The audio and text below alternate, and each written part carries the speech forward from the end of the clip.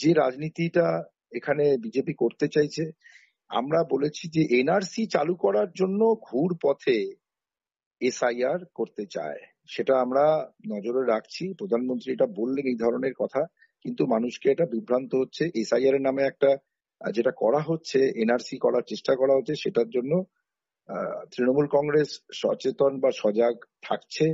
BLA 2 তাদের প্রত্যেকটা বুথে যে BLA 2 তারা থাকবে, BLA 1 থাকবেন, এবং তারা বিএলওদের সঙ্গে যে কাজের জন্য তারা নিয়োজিত, যে ভোটার লিস্টে অবৈধ ভোটারের নাম বাদ দেওয়া, সেই অবৈধ ভোটারটার সংজ্ঞাটাই কিন্তু গোলমেলে।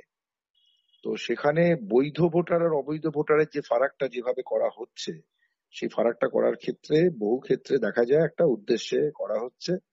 এবং এই যে বিহারে নাম কাটার ফলে কাদেরকে কত নাম কাটা হলো, কেন কাটা হলো, এই যতজনের নাম কাটা হলো তাদের মধ্যে কতজন বাংলাদেশি, কতজন অন্য জায়গায় চলে গেছেন, কতজনের ডবল এন্ট্রি ছিল, কতজন মারা গেছেন, এই হিসাবটা পাচ্ছি না।